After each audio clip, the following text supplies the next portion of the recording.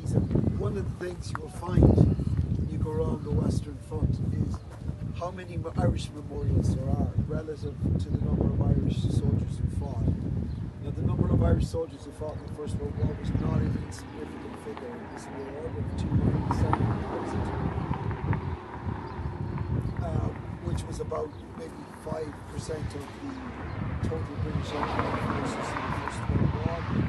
But the number of memorials are to Irish soldiers is way in excess of that, proportionally speaking. The reason for that is because after Irish independence in 1922, there was a feeling that unless these men were remembered here, they wouldn't be remembered anywhere. And these memorials were set up, they were paid for by public subscription in Ireland, paid for by public subscription to remember the Irish who died in the First World War, because even at that stage at home, the narrative had changed. And these men were being forgotten by Irish history. What I find interesting about this is, if you look at the words Oscailga, the Cumplora J agus Honor and Nahiran for the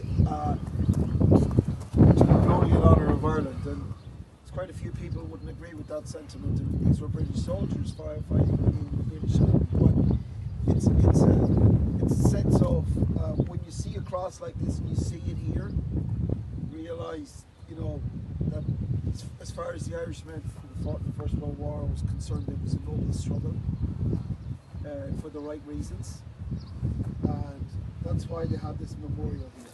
Now, have a look around here and see all the graves. This is your first Commonwealth war grave, so there are 3 types of headstones here. There's headstones which will have the name of the soldier, his age, the regiment he fought in, and when he died. There are others which will have the name of the regiment the guy died in, but not his name. And then there'll be a third type which will just be known unto God, which is a saying that comes from Rudyard Kipling, who was the famous poet. And these are bodies that were dug up here, and nobody knows who they were because their bodies were too disfigured for everybody to know who they were. So they're just buried here. Sometimes they will have a cap badge or a tunic button that has survived, and when that happens, you can tell which regiment they are. But if you have a look around here, you'll see that it wasn't just the British soldiers who died fighting for Britain. There are lots of Canadians and Australians, South Africans and New Zealanders in here as well, which is another story. When you've done that, I'm going to explain the significance of this 14th Street memorial here and the 2 stone markers across the road. So just let's have a look around here and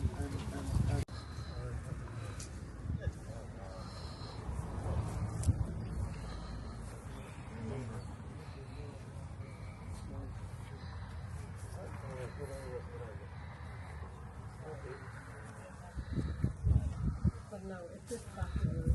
Oh no, it's just back to you.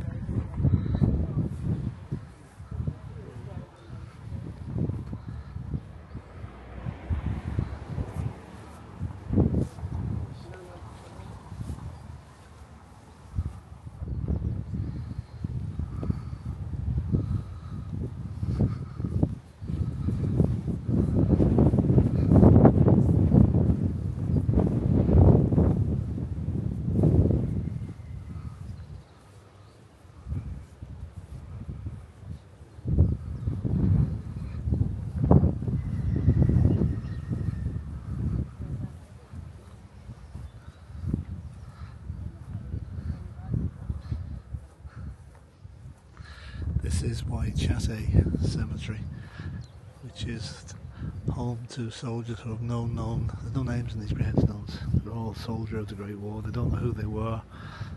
They were picked up. There are some with names, mostly not. You can see there. There's a guy who was Durham Light Infantry, died 1918, aged 32. This is one of the smaller graveyards.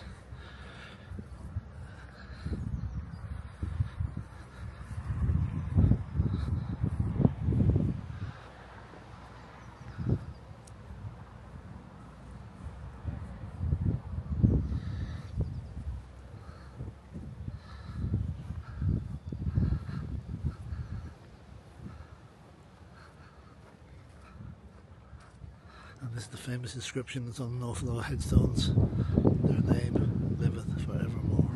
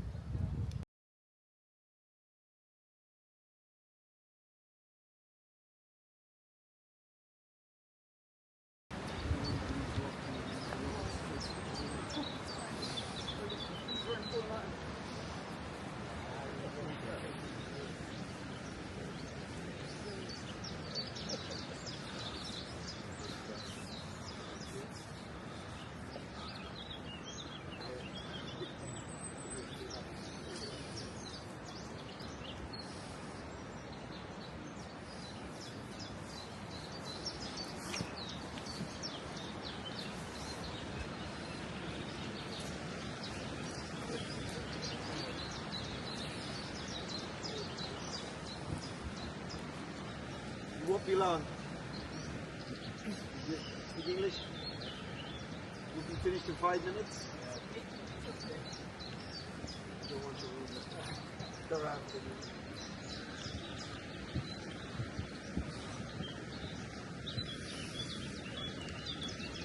Anyway, hope I wasn't interrupting there. This is called Spanbrook Mullen in Flemish.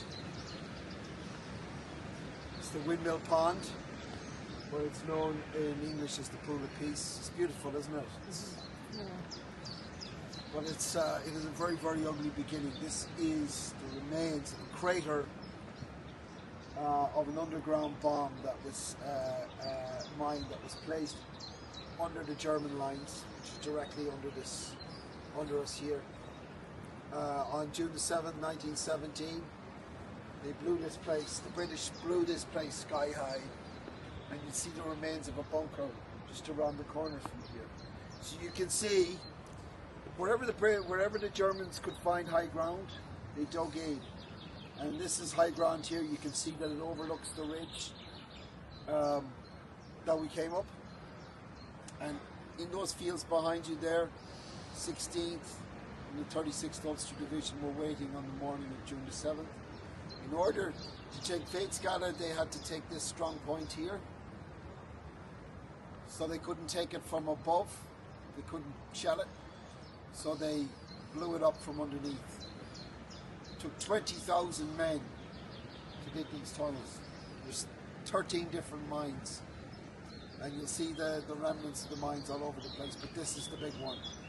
This one went up on the morning of the 7th of June 1917, and most of the German soldiers that were found afterwards were found to have died of shock.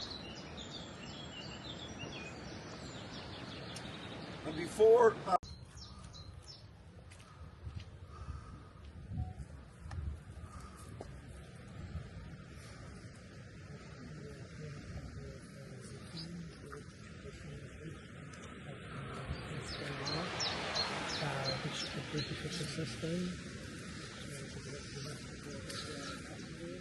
This is Messines Ridge, one of the successes of the British Army's attacks on German forces in June 1917. It was considered a success because they only lost 3,000 men that day.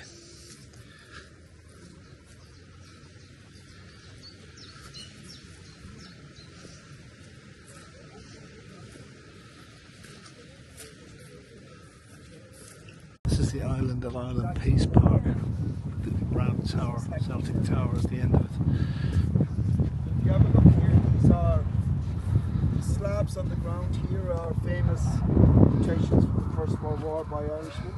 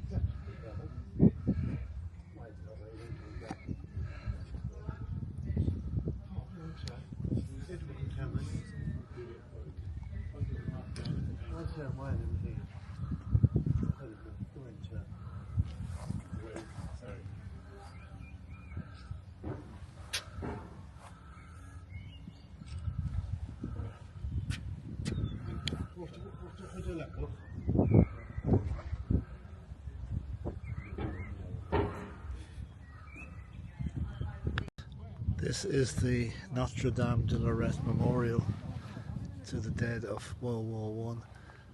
There are over 500,000 names inscribed on the wall there. All the names of the people they know about that died. And this is the big church that's been brought up. And what you see in front of me now is all the crosses. Now these are crosses of people that bones were collected from. They know some of the names, they don't know others, but there's thousands of them. This would be mainly from the French army. Yeah, you can see one there. You just see what's written on that. Mort pour la France, R.D.H. Morris.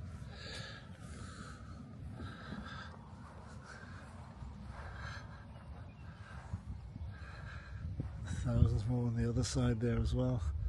This was only opened in 2014. It's quite a recent monument. And you can see the French flag there flying proudly. So this is rows and rows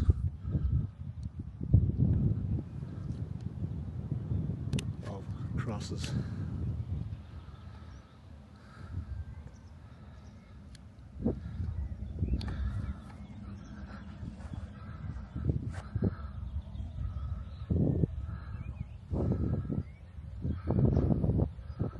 Very it's up the hillside as well, overlooking we're near the town of Lille here,